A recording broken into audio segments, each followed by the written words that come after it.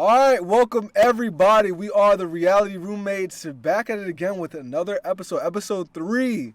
Now, a lot has happened on the media and in the episode itself, but let's get right into it. How you guys feeling about episode 3?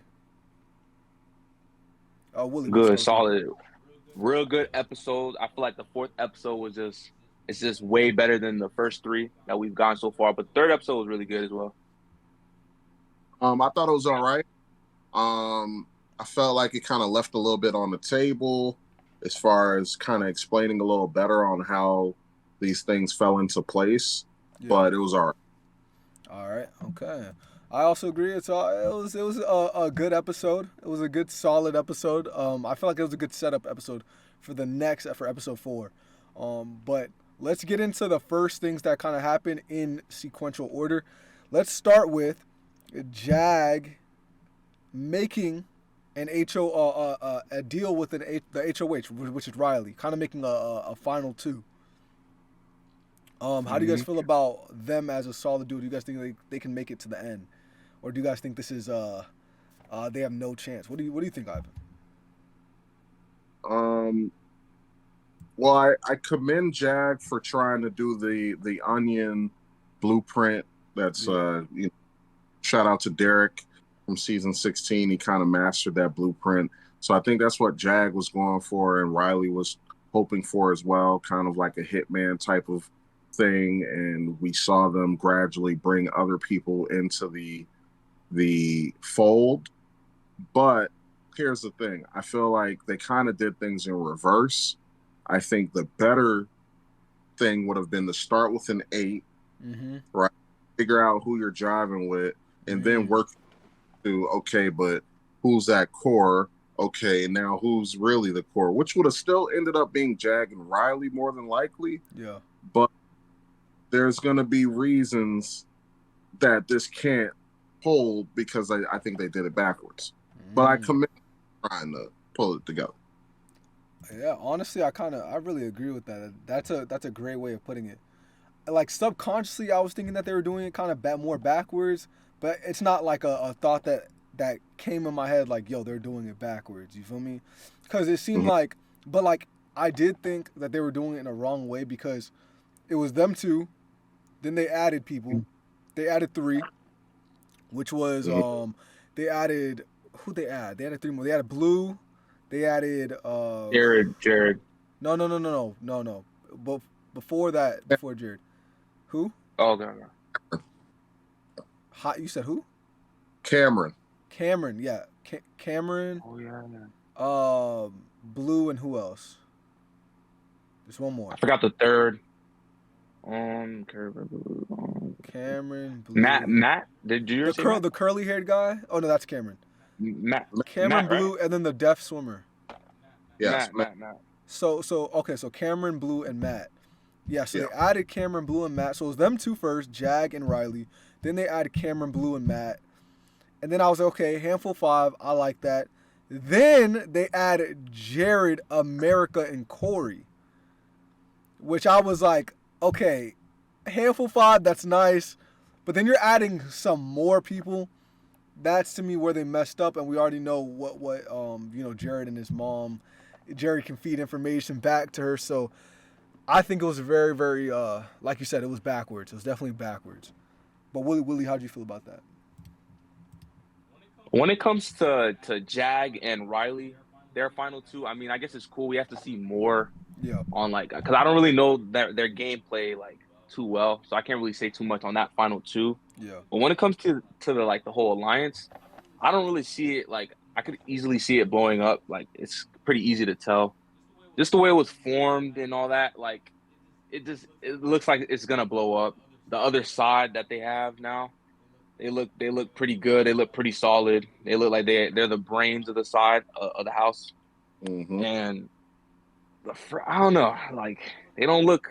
They're definitely gonna blow up. Like most seasons, the first alliance, the first big alliance, they always crumble and blow up every time. And we're gonna see that they look like they're about to blow up already. Yeah. And to add to that, like I said, I just feel like they should have figured out who do you naturally align with instead randomly coming up to people and being like, hey, I want you to be number 6, 7, and 8 to this alliance, because you know what that just tells those people? You're expendable. You're 6, 7, and 8. I didn't come to you first. Yeah. I don't want to do with you. I'm adding you to something that already exists. You're just going to be a number and a tool for me. Mm-hmm. And I realize this is human chess. Everybody wants to feel important. Everybody wants to be the hero of their story. Yeah. So how somebody and be like, you're number 6, 7, and 8, and think they're going to be cool with that? It works better when it's like, hey, man, we're all jiving in this room. Let's be a big alliance. Mm-hmm. Then nobody's really sure of where they stand in the pecking order, because you're all in the room, you all been hanging out, so it just makes sense. Instead of like, hey, us 5 people been talking and we want to add you in there. Because now you just, if you're smart enough, which some of these people are, they're reading the room and realizing, okay, that means when it comes down to it, I'd be the first or second to go out of this crew. Yeah. Nobody wants that. Yeah, no, that's definitely a great read on that. Like, realizing that at what point did you enter the group, and that determines on how valuable you are and how disposable you are. So that that definitely makes a lot of sense. And also, the best alliances are the ones that are the most unpredictable. That alliance, you can easily tell, all right, they're hanging out with each other, all right, they're grouped up. Like it just looks so obvious to the house. Like, all right, bet they're doing their own thing. Now we got to do our own thing, and like it was just very predictable alliance. Like, yeah, no, and that's what honestly brings us to the bye bye bitches. Correct. The bye bye bitches. I love that alliance. So they make their own alliance, and it's comprised of all the older members of the house, pretty much. Felicia, Sari, I believe. What's the lady who? She's like very undercover right now. Bowie. Bowie. Red. Izzy, Red. I believe Red. Yeah. Red. The girls of the alliance are the bye bye bitches. Then when you include men, it's the professors. Yes. Which was, it was expended upon or explained in episode 4. Right. So the bye bye bitches, like you said, they did their alliance the right way, which is they let it naturally form. Yeah. Exactly. And then now you could see there's subgroups within the group, because there's the professors as the whole. Then you have the bye bye bitches, which is just the women. Like, and then obviously you got Cherie. She's partnered up openly with Felissa, but then also obviously we as the audience know she's teaming up with her son Jared. Yeah. This is a great system that we have so far. Yeah, for sure it is. Great system, because Jared literally, their whole 8 group, all the young people, Jared can easily just give them information. But the bye bye bitches, I honestly, how do you guys feel about them overall? I like them as an alliance. I love. I loved it. I am rooting for them. It wasn't a forced alliance. It was just like, all right, us 4, we're clicking with each other. Let's make it a thing. Yeah, I love it. I think it's gonna work. Obviously, I'm up on the feed, so there's things that I know, and I think that you guys are gonna get ready. You're gonna see a lot more. Say less. Hey, bro, say less. Yeah, I'm ready to see something good. But let's move on to the veto competition. It was a wedgie, like some type of wedgie competition where you have to.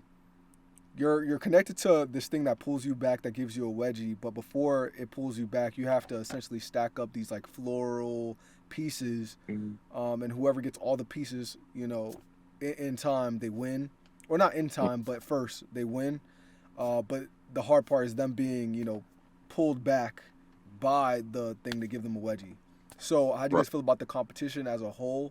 And the winner was Hassam. So how do you guys feel about the overall competition, and then the winner being Hassam and Kirsten, losing? We'll start with you. Man. You start with me? Yeah. Okay. I thought the comp itself was whatever. It was interesting. I mean, it had its difficulty. I thought Cameron was gonna win for a second there, because he had it stacked up, but he couldn't keep it.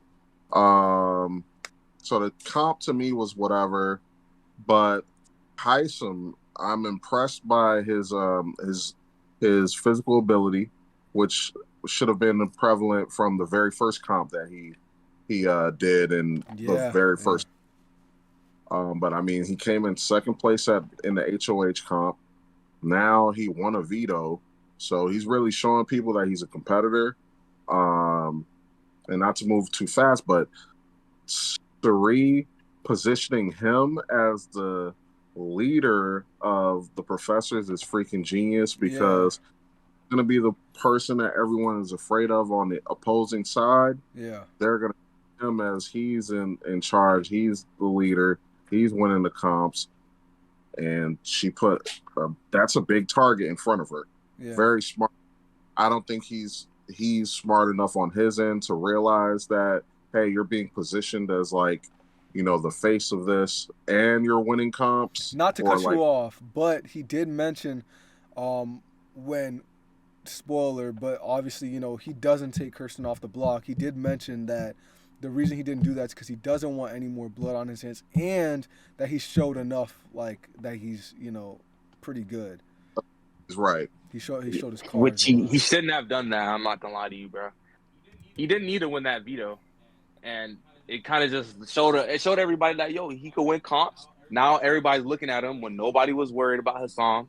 At least the first week, all eyes were set towards Kirsten. Yeah. He did not have to win, and now everybody's like, okay, cool. Now he could win comps. All right, let's look out for him. Like, he did not need to do that. I'm not gonna lie. And I'm rooting for Hassan too, but he didn't need to win that veto. Yeah, I completely agree. Hassan was one of my picks, so I'm happy that he won the veto. But at the same time, bro, calm down from here on out, because we seen what Michael did last year. Michael got out, so like, bro, calm down. You know, I already have one of my, you know, people up on the block, Kirsten, which I'm gonna bring up now. Hassan decides not to take down Kirsten. How do you guys feel about that? Needed for sure. I mean, he didn't want the blood on his hands. Simple as that. Like, if he would have took her out or took her off, it would have been the dumbest BB move that he could have done. Yeah. It's like, just leave her up. She's done. She's donezo. Just let her go. Yeah. I thought it was an obvious decision to make. I don't see how it would benefit his game to have used it. So to me, I think it was a smart move. Especially, he already got enough spotlight as it is. Yeah. So there's really no need to go ahead and do that, especially when it doesn't seem at this moment that him and Riley have like a super close relationship. So it's like there's enough pieces on the board, being that it's the first week. You have no idea what she's going to do with that if you do use it. So the best bet is to not use it. Yeah. He definitely has to lay low for a couple weeks. For sure. He definitely has to lay low, stay back, and not do too much. I feel like he's gonna go out for the HOH competition and try to win. I feel like he should just relax, bro. I ain't gonna lie, just chill. Nobody's focused on Hassan. Just chill, relax. With the condition of the house, I would love it if he won HOH. To be real. Nah. Unless he has to, like if the other side of the house are like they're still in the HOH competition, like if it's like an elimination or whatever, then I'd win it. But like if you don't need it, don't go for it. Hey, that's like a BB live feed spoiler type of laugh. What do you mean? You laugh like you just spoiled something. Oh no, I mean we don't currently. No one knows who the HOH is. I mean, I didn't even peep. With a competition. So that is true. They're probably like about to start it or something. Yeah, I have no clue what's going on in there right now. Plus, the feeds have been down, and this could segue into our next topic.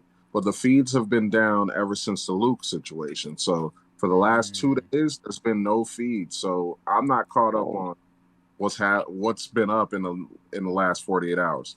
I don't know. We got to talk about that Luke situation. We're gonna talk about that, but you guys, that is all we have for episode 3. If you guys want to find out what we have to say about the Luke situation, and as well as everything else that went on in episode 4, click our next video. to see episode 4. But that's all that happened in episode 3. Thank you guys so much for watching. Comment down below what you guys think about episode 3. And that's all we have. So Peace. peace.